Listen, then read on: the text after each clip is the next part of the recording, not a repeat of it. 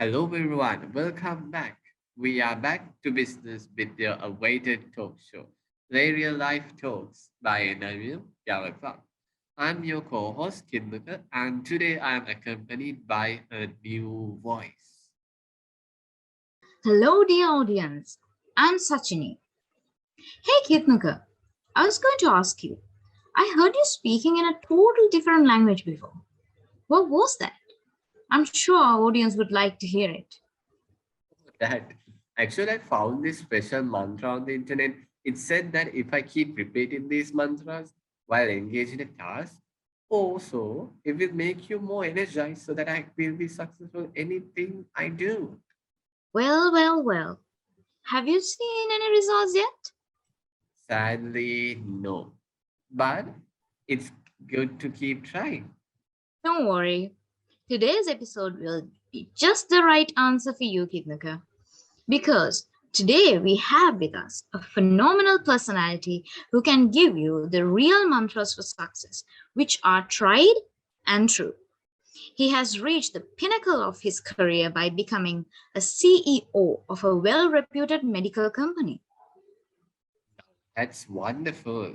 I guess that would bring a kickstart to our program as this talk show tries to keep it real for our audience by bringing to them real life talks. Sashini, I'm very excited for this episode. So am I, Kitnagar. It is not only going to benefit Cavaliers, but also anyone from any walk of life. Kitnagar, will you do the honors of introducing our guest? It is time for real talk. Yes, let's not waste another minute. Let me introduce to you our exceptional guest today. He is a CEO for the last 10 years and currently working at Sunshine Healthcare Lanka Limited, which is a leading healthcare organization. He has more than 30 years of experience in healthcare industry, working for Hema and GlaxoSmithKline.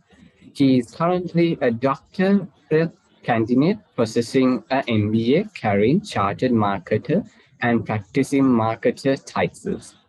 His credit. He is a fellow of Chartered Institute of Marketing, a fellow of the Sri Lanka Institute of Marketing, and fellow of the Institute of Management of Sri Lanka.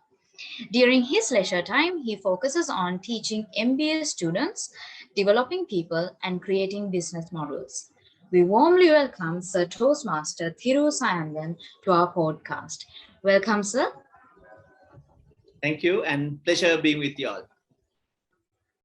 It's indeed having you with us today for the session is a very valuable thing, and it's going to be exciting for our audience as well.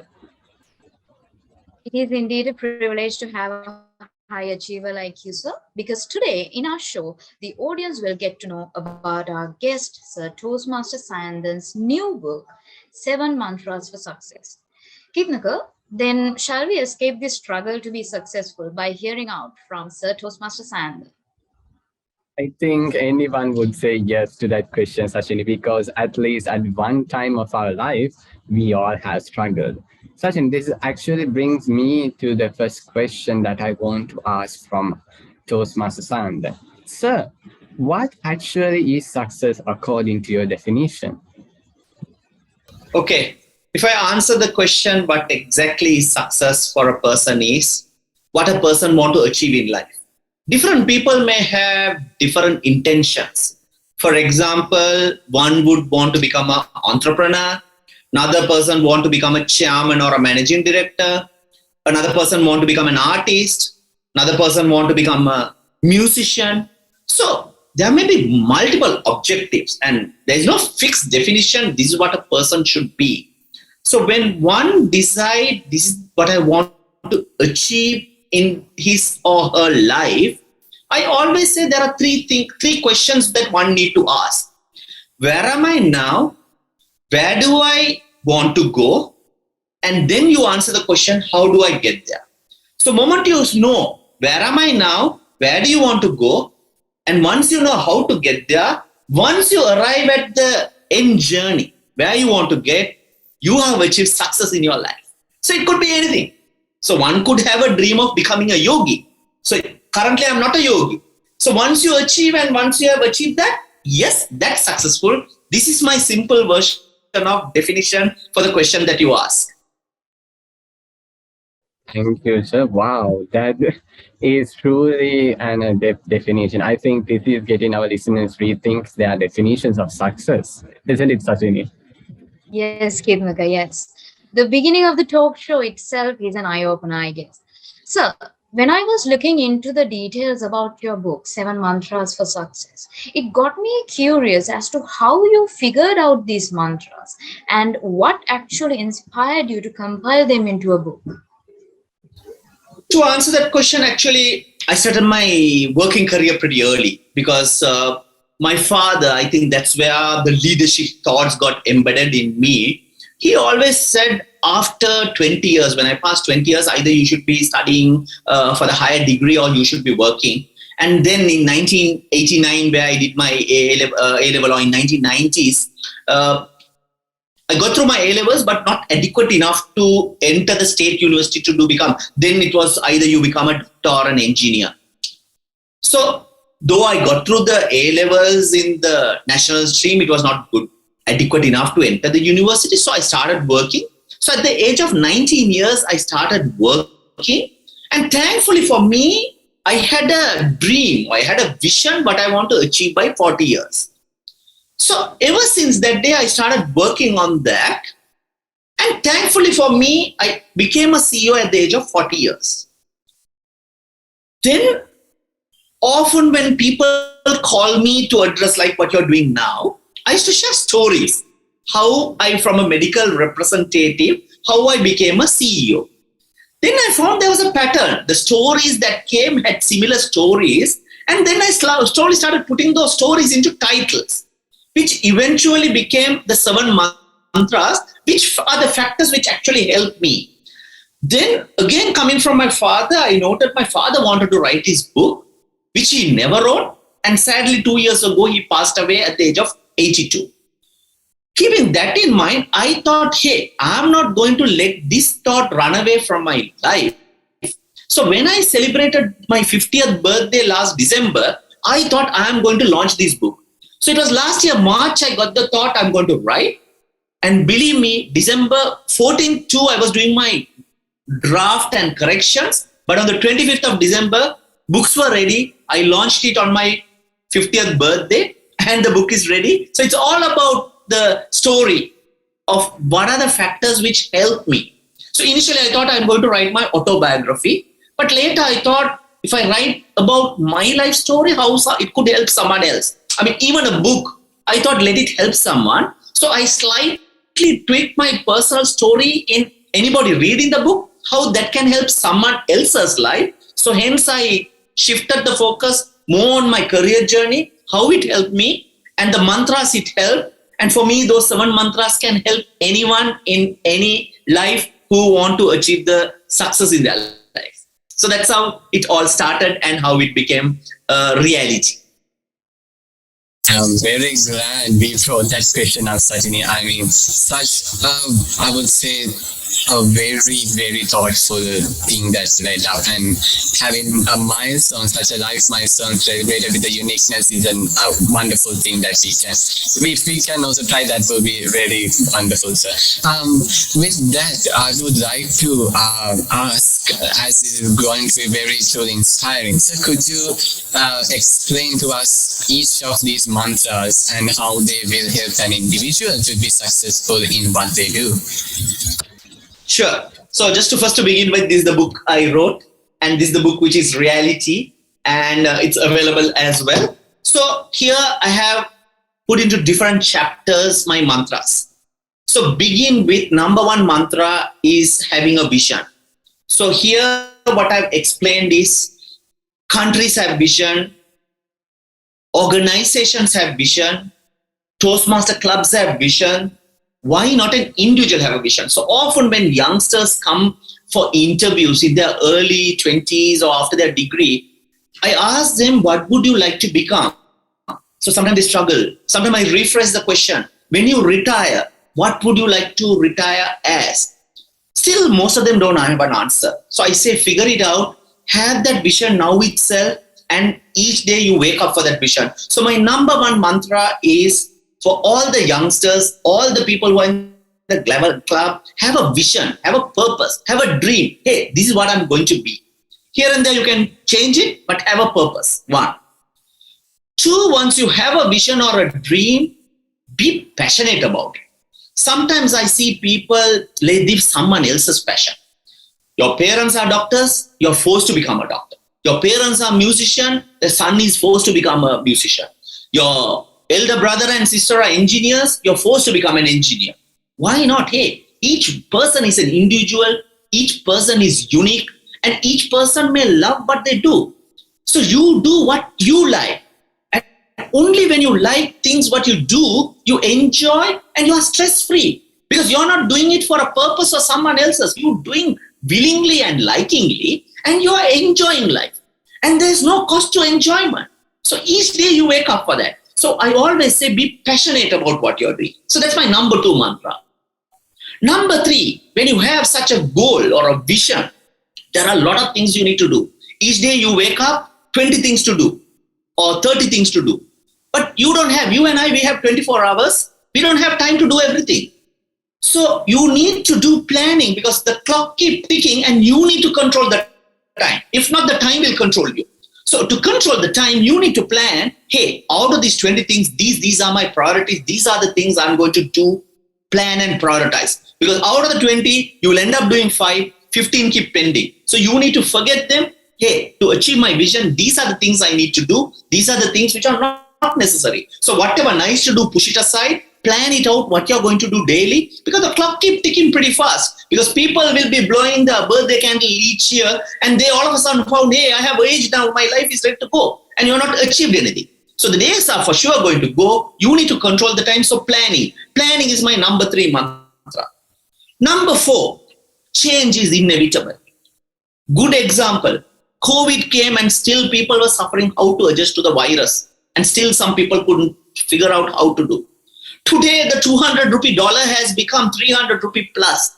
We are in an economic turmoil, whether like it or not. Hey, today you can hold placards and protest, but we need to figure out and move on. How long you're going to cry? We need to figure out a way and move forward. Cost of living has gone up. So change and adapt is inevitable. COVID is a big change. Current economic crisis is another change which will be imposed upon you, me, and I feel this is one of the biggest change we are going to away. So how we are going to adapt, how we are going to change, it could be any change. Some may choose an option of migrating. Hey, that's a change. So person who can't adapt to a different one who is migrating to Canada, and if that person can't change to that climate, is going to suffer the winter. Hey, we are a tropical nation at 27 degrees and they are minus 40. If you can't change, it's going to be a problem. One who wants to go to Melbourne, it's a different culture, different systems. So same way, there will be change even within here. I see people who say, hey, I'm going to go, and they say, hey, I can't live without you, my parents. And when you grow big, there are so many changes. So change and adapt is an important element. And once you have a vision, when you go towards this, definitely you will undergo changes. So you need to embrace that change and adapt to that. If you start resisting to change, that's where the stress builds in and you're not going to be happy. So we need to change and adapt and embrace changes. My number 4 mantra. The 5th mantra is making sacrifices. When you have a vision, again, I told you I have so many things to do, and there's always an opportunity cost. If I want to study, my opportunity cost is the time being with my friends. If I want to do something, I might have to sacrifice, go for classes versus going to cinema, going to a party. Both options are there for you and me in the evening.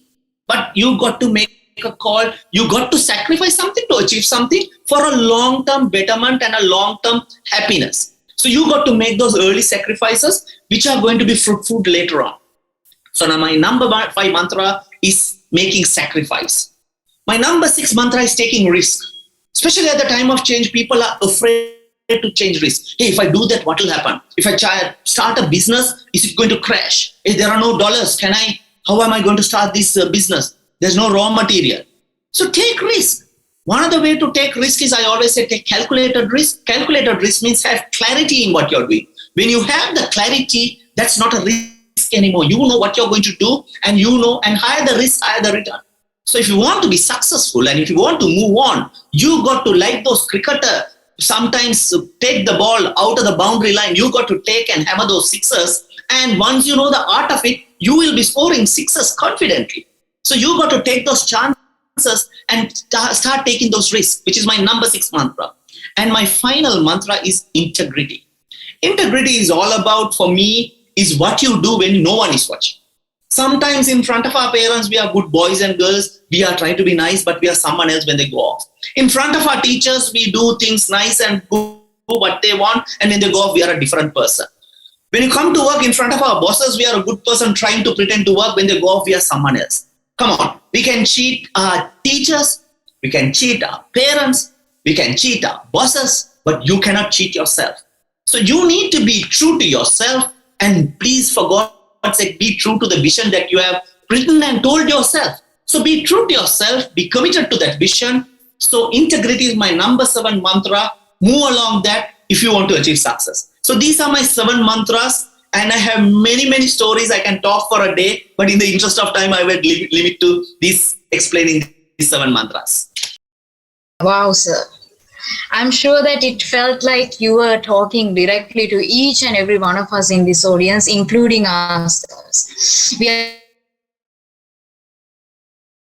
learning so much from this talk show today, and I highly recommend that our audience pay close attention to the details shared here. They will be vital to create your success story. Kithnuka, we should not forget that our guest is not only a big success in his career, but also a big success as a Toastmaster. Our guest here is a distinguished Toastmaster, which is the highest level of educational achievement in Toastmasters. I believe it would be wrong if we do not talk about his success as a Toastmaster. So, sir, how would you relate these mantras to the success of a public speaker? Okay, I just want to clarify. Are you referring to a public speaker or a Toastmaster career of myself? So let me take to a public speaker. Is that fine?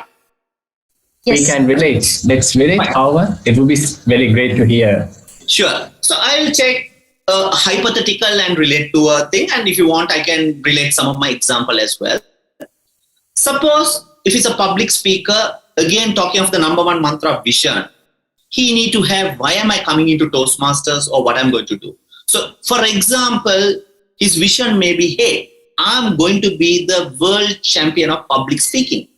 This is exactly, I'll bring the person from our own club, from Spentley Toastmaster Club. Dhananjay Hettiarachchi had that vision long time back. He had that vision, right? I want to be the world champion of public speaking. Was Dhananjay passionate about it? Yes. Why? You see, he coming in for every contest. He practiced again and again. He was very passionate. Nobody told him, hey, go and compete. Now, sometimes for competition, we have to push people. Hey, are you competing? Are you competing? We are having less members. But once you are passionate, you go and ask, hey, when is the competition? I am going to talk on that. Without your knowledge, you go behind the screen, you go front of the mirror, you practice. That is called passionate about being there. Then you plan. Hey, March, the competitions are going to come. In May, the area contest is going to come. June, the division. And let me go to the district. You plan out when is it coming, how many places I'm going to do, how many practice sessions I'm going to do. You also plan out, hey, these are the members I'm going to get feedback. All that involves in planning, because otherwise, without your knowledge, the speech contest is today, you are writing the speech in the evening, and on your way only, you are thinking, hey, what to speak. A person who plans will write down the speech, get feedback, and be ready on that. That is planning. Then when you do this session, there'll be feedback. People will be saying, hey, these areas, if you're going in for such a big dream, and if you want to be a world champion, hey, do this. You did this on this stage, it's inappropriate. Hey, this particular thing you did, it suits our local audience, but if you want to target to be a world champion, these things you need to avoid. So people will give feedback. This is where you need to change. Some people, they don't want to take feedback, and they don't want to change. And sometimes that becomes the disaster for a failure. So if you want to be successful, you need to change and adapt and take that learning. So my number 4 mantra is change and adapt. So here you take feedback and you change. Making sacrifices. Here again, you have friends, you have various things. And one reason why we are not ready is we are busy doing something else. But if your passion, if your vision is to become the world champion, you have to make sacrifice. You got to attend meeting. When others are having party, you go and practice. When others are watching a movie, you go to your room and practice. When others are having a chit chat, you do that. Or somebody will blame it on a power cut. You say, no, I will light a candle and I'm going to practice. So that is the sacrifice one may take or do if you have a strong vision. Taking risk. Here you throw yourself as a public speaker because I want to become a world champion. Every opportunity you take. So there may be risks taken, for example, unknown terrain, unknown people, unknown tasks. You test out yourself. So somebody tomorrow may say, hey, there's a big gathering. Can you come and speak? You will say, no, I don't know who it is. Take a risk. It doesn't matter. So you take a risk. You try it out. So next time you're confident. Hey, last time I spoke to 100 people.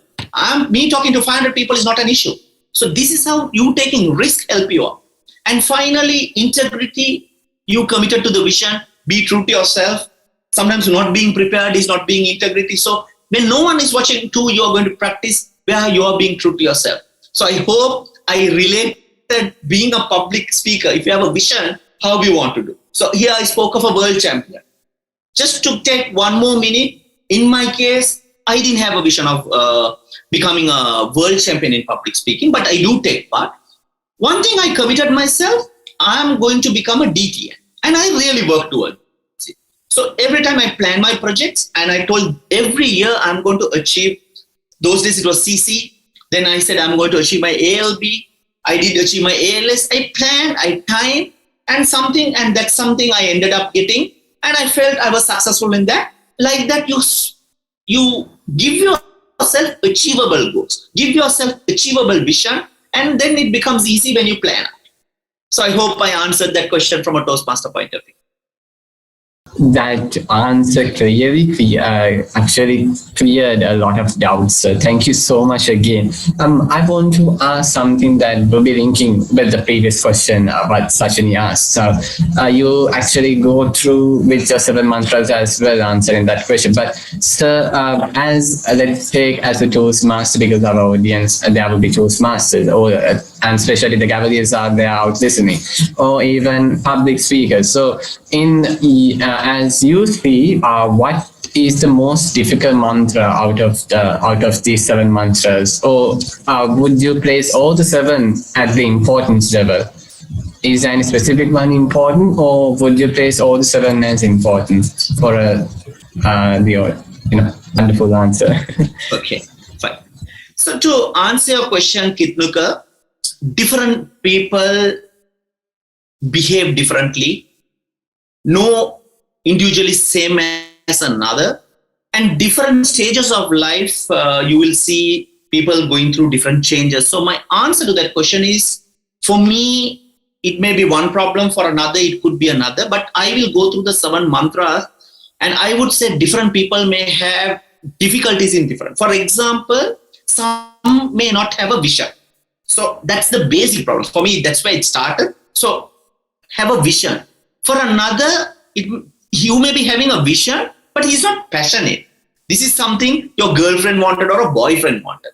So you are not happy about it. So don't do something else. So another person's problem is he's not passionate about it. Someone may have a vision, he's passionate, but he's not planning out because he feels the days are running out. He do 101 things, but nowhere he had moved in life where his plan is concerned. So his problem is planning. Another person's problem may be he cannot adapt to change. COVID came, I stopped my plan. Hey, we are online, can't go out, nothing stopped. Oh, now the dollar has crept up, economic crisis, nothing could be done. Some people, when changes come, they shut their doors. So how to adapt to changes become that person's problem. Another person will say, hey, I have the vision, I have the passion, I have a plan, I'm adapting to changes, but no, I can't make sacrifice. I want to play my cricket match. I want to go for my movie. I want to listen to my music. I want to be 4 hours on the social media and end up having 7 hours of screen time for a day. No sacrifice. Sorry, that is priority number 1. So that person making sacrifice becoming a problem. You may have all this, another person will be scared to take risk. When you don't have clarity, this is something people don't want to jump into the deep pool, or people don't want to jump into the deep sea. So taking a risk become another person's problem. Another one may have everything, but he is not committed. He doesn't have the integrity for his own vision. So for me, For me, it all seven came as a bag full of things where one contributed to another. So I really don't know how it can contribute to someone else. But I feel with my experience, different people may have different issues and I'm not saying weak in that area, may need improvements in that area to go faster in their journey. Because here we have the day we are born and we don't know when we will die, and this is the life. And for me, this is time management. From the day you're born, the day you die, and in between is your life, and you need to achieve the purpose. So here, any of these mantras, one need to adapt and move on, and that's how it can help a person to achieve the purpose of the life. I hope I answered that question. Wow. That was really insightful for most of us as public speakers. This conversation has been really helpful for all of us indeed. So for my next question, I would like to come to the present state of things. We are now in a post-pandemic stage where most of us are clueless about our next step. Since we are on the topic of being successful and the 7 incredible mantras to be successful, sir, what would your advice be on how to successfully recover or bounce back after the pandemic? So if I were to answer the question here again, one of the mantras should help. It's all about change. People talk about change, and sometimes we can have people attend conferences on change, listening to 1 year, but people find difficult to change. In my book, I have mentioned, I know close relatives who need a particular chai in the dining table for them to have their meal. If the chai is not available, they'll not have their meal. I've seen people to read a newspaper, they need that particular chair and they need to sit there to read that. So I ask, are you reading the paper or you need that chair? Are you having a meal or do you need that chair? Some people, they can't sleep in another place. They want their home bed. They go to another location. They say they find it difficult to sleep. Hey, I need to be coming back to my home. I need my own bed. Some need their own pillow. I know a friend of mine who need that particular bed sheets. There are children who need a particular doll to sleep. So these are all about changing when they get used to it. And that habit continues from the young days. You need to hug your doll and sleep. Moment that is taken away, hey, you associate your sleeping with that little doll. And moment that is taken away, hey, your sleep go for a sleep. Now that habit, which is a metaphor, continues in your life as well. Your routines become your normal life. And when that is challenged, you're finding it difficult to adapt. COVID is a good example, and now we are in post-pandemic. So how do you do this? First of all, surrender to that change, especially if it's macro environment.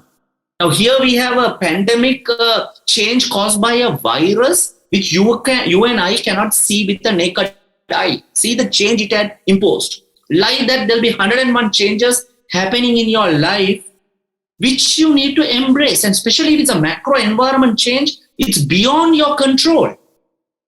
So what you need to do is, one option you resist and say you can't. Then once you say you can't, nothing will move. And when the macro environment, it doesn't change, this is where the stress comes in. You are at the same level where you were yesterday. You may deteriorate in your life. There may no progress, and you may end up being sick as well. On the other, smart leaders, this is where leadership is all about. They surrender to the change. They accept change. They embrace change. Even in bad situation, they are the people who look for a silver line in the dark cloud. What is in for me? How can I overcome this? So accept the change, embrace the change, and see, hey, even during this tough time, what are my opportunities? How I can move on. Moment you have that mindset and see things positively, you're going to get adapted, and that very same thing which was negative for someone else, you're going to use it positively and you're going to move on. So when change hits you, maybe you can sit and cry for 1 day, but quickly adapt it, move on, accept it, and find how I'm going to survive. The faster you figure it out, you're going to be faster than the rest of the world. The people who learn how to manage or how to live with the virus are more successful than the people who couldn't find out. The people who came to work faster, adapted, what is a new normal, were ahead of rest of the world. So you be one of them. To do that, you need to accept change, and that is one of my mantras: change and adapt to change.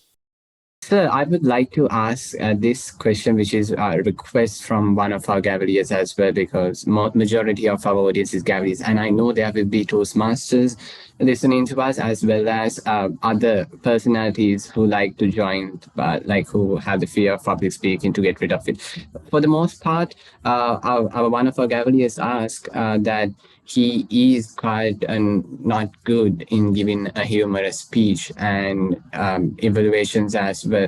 So you are, from my research, I saw you are a winner in humorous contest and evaluation contest. So for a Gavelier and for a Toastmaster, how would you give them your explanation on if someone makes their vision as giving a success, I mean, making a successful personality in giving evaluations and humorous speeches, how would you guide them to their vision? Because all your seven mantras are around this. So it will be really informative for them to get educated from you, sir. Sure. So talking about speeches, initially I just want to do it at club level speeches and club level projects, and my evaluation at the club level, but didn't go to the extent of going into competition. And the only competition I took part was the prepared speech competition. But then, when the competition come and when people want more participants, the VP education or the contest chair, they keep you to push and say, hey, why not participate? Because we need numbers and we not. So something I always learned was when an opportunity is given, why not take it up? So it's not the intention of winning, but it's about participating. So even if I don't get a place, by taking part, there are 101 learnings. There are a lot of learnings which I do. And that's how I said a yes for evaluation contest. And I said yes for a humorous. I didn't know that I had a skill whether I can deliver a humorous speech.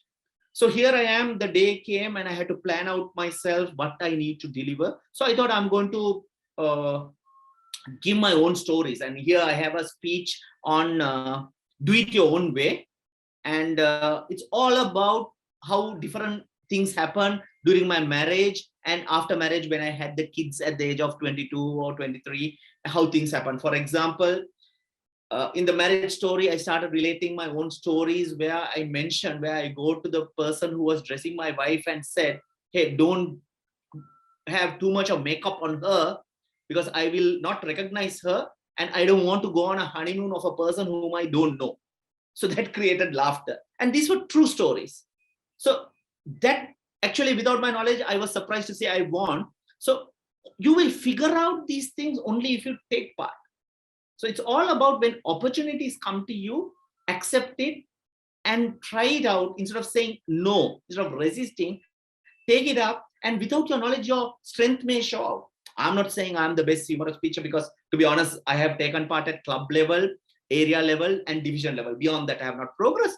But coming up to that level, I'm very happy and content. I'm happy I took part. I'm happy I went. I even improved at the different levels, and going up to division level was a success factor. Same with evaluations. When they said, give it out, give it your try. And it's all about giving feedback, how to use that format. So you learn, you master your skills only by trying. And when you do the same thing again and again and again, this is where you become competency. For me, competency is all about your skills, whether you have those basic skills, but adding to that skill is about the knowledge. So the more you do, the more you hear, the more you participate, your knowledge keeps increasing. And then comes the most important element of experience. Experience comes with you taking part again and again and again. The more you take part, more experience. So skills, knowledge, experience, in my words, give you the competency. And when you do, your competency increase. And then, hey, you are labeled, hey, you're a good evaluator. You are a humorous speaker. You are a good prepared speaker. Or you are a good table topic speaker. So all this come with accepting and getting involved, participating, taking part, and taking challenges. So that's how it helped me. And sometimes you figure out your skills, which you never thought you are a skill. So tomorrow, if somebody asks you, Kithnuka, and give you a mic, don't say, hey, I don't know to sing. You just take and start singing, and people will say, hey, that was super. And then only you figure out, Kithnuka, hey, not only I'm a speaker, I'm a good singer. So this is how things happen in your life. And who knows, you may become the world-class announcer or a company in the world. Just imagine what can happen if you are the best company in the world. This is how you identify your strength. So try out various things. So I hope I answered your question, Kithnuka. Yes, sir, it is. So that was very insightful. Sachini, shall we try out, what we think, our vision and the passion? Let's try out, is it? Shall we? Definitely. And the fact that we need to take up opportunities is something that we need to hear constantly, because taking up facing challenges have always been a struggle for most of us. I think that's what hinders our skills as a public speaker. Thank you so much, sir, for that. So you have held the presidency in your Toastmasters Club and also the presidency of many other organizations. Could you tell us about your journey towards these presidencies and how you work to be a successful president? And how did those positions help you to be successful in other parts of your life? Okay.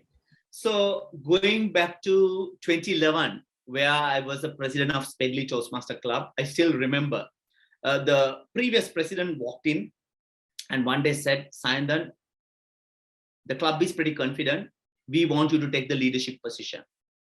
And at that time, I was a country manager trying to achieve results in my organization, and achieving targets was a big responsibility.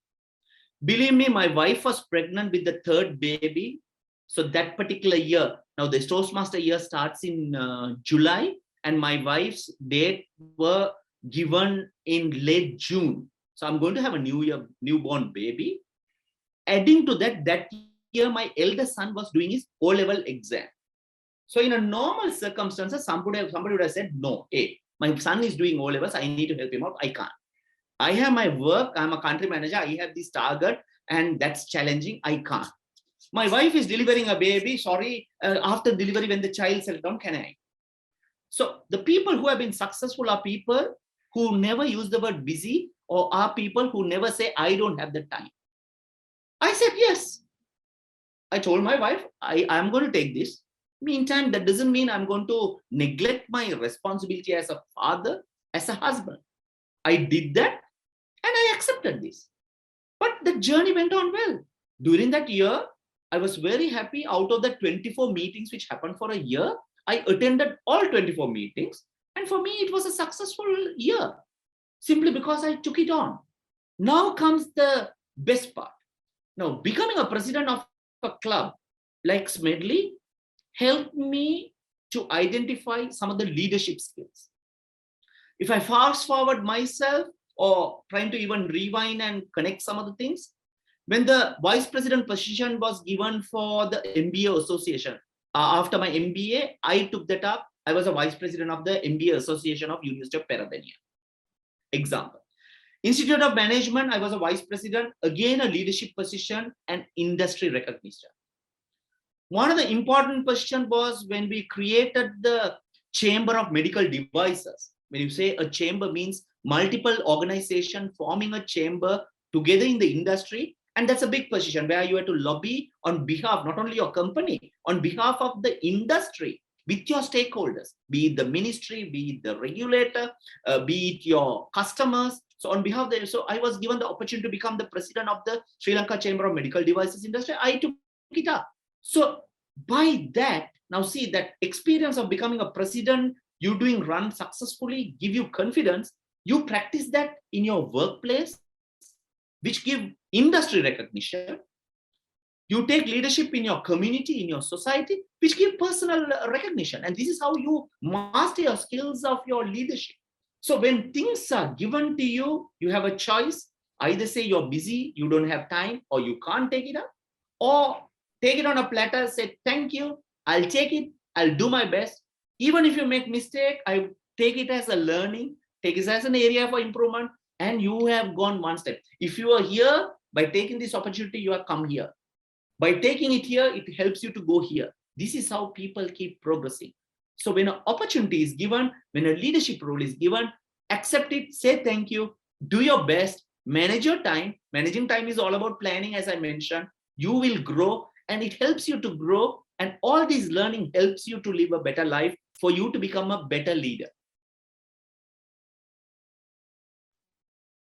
Thank you so much, sir. That was really wonderful and it was really helpful.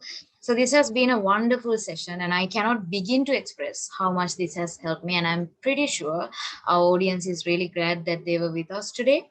With all those wonderful thoughts being shared, we are nearing the end of this episode. So, with that, this is the summary. Sir, what would be the final words or thoughts that you would like to leave with us?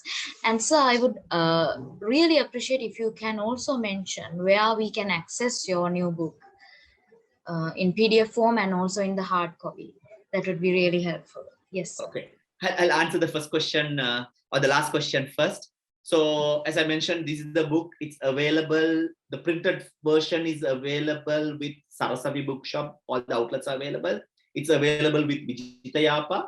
It's also available at MD Gunasena. And anybody wanting, you can share my number, reach out through Facebook, reach out through LinkedIn. If anybody reach out to me, it's 2,900 in the bookshops. But if anybody of your Gavel Club reaching out, I will give it at 1,500 and that will come to your doorstep on a courier. So I'm giving to all the Gaveliers, all the Toastmasters listening in at half the price. 1,500, it will come to your home. So reach out on personally. Don't spend extra in a time of recession. So that's the discount or the good news I want to give you now. Pick it up from the bookstore at 2,900 or reach out directly. It will come to you directly at 1,500. So that's the good news. Moving on to your question, my message, which I would like to leave you behind, assuming most of you all are youngsters or somebody who want to achieve something in life, I would like to repeat. Countries have vision. Organization have vision. Institution have vision. Why not you have vision? So personally have a vision. This is what I want to achieve. And if you see organizational vision like John Keel's or my organization that I work for, Sunshine Healthcare or any organization, they have vision which are quite ambitious, which are motivating and set a direction on long term. So when you have a vision, have a long-term vision for yourself. I call it the BHAG. BHAG means big, hairy, audacious goals. Dream something big so that you aim at the stars, you go above the sky. So have this vision, and some of the mantras which I described are definitely going to help you. So you're going to be successful. And only when you're committed and when you have a plan and when you go on that journey, you're going to be above the rest of the world, because I'll tell you why. 85 to 90% of the world settles at the average level. When you give the extra mile, when you put in the effort of your passion, the extra hours, when you master your talent, once you identify your strength, I mentioned Kithnuka, you can be the best compeer, you can be a singer. Once you identify your strength, you practice and master it, then you become a star in that area. When you become a star, that's the time you're going to stay above average. And once you identify your strength, you become a star in that area, then you become a talent in that area. You need not chase money. Money will automatically follow. So this is where I said, when you passionately live your vision, your income will automatically generate. And it's not for the income that you're going to work. You're going to live your passion, something you enjoy. You're going to work for that day, or that's why you wake up for. So jokingly, I tell my friends, don't keep the alarm and wake up if you don't have a vision. So each day your vision, wake up for that. And if you have a strong vision, then tomorrow you will decide, hey, I'm not going to wake up at 6 o'clock. My vision I need to achieve faster. I'm going to wake up 5 o'clock. That 1 hour give you 365 hours extra. And now divide that 365 hours extra which you gain, divide that by 24 and see how many days that you have got extra by waking 1 hour early. And in your life, see how many years you have got extra. That's how a strong vision can lead. So all I can leave is have a purpose, have a vision, you live it so that you enjoy your life. My last thought would be live, learn, love, and finally when we depart, it could be departing from school, departing from a club, departing from the organization, departing from this world. Leave a legacy so the rest of the world stays happy and they remember you. So be one of those, and let me wish you all the very best to all who are listening to leave a legacy so that rest of the world will remember you for a lifetime. Wow, what a wonderful session indeed. I'm sure our audience was glad to be a part of this episode. There was so much for us to take in. We heard it from someone who talked through experience, which made every detail, every information much more reliable. Thank you so much, Sir Tosmas Sandan, for giving us your valuable time and for sharing such valuable secrets with us. Yes. Thank you very much, sir, for your valuable contribution to our talk show. Thank you, and I enjoyed it and hope you enjoyed it as well. Yes, it was. We enjoyed. I know the whole audience gonna enjoy it even more than that because they are taking more and more valuable information with them, which will definitely be a good weapon to them. Thank you very much for your valuable contribution, sir, to our talk show. With that being said, I want our audience to look forward to more important and real life talks in the near future as well. Yes, we will see you all with another inspiring character. Till then, don't forget to use the 7 vital mantras you learned today. So then, stay tuned for the next episode. We will catch you soon.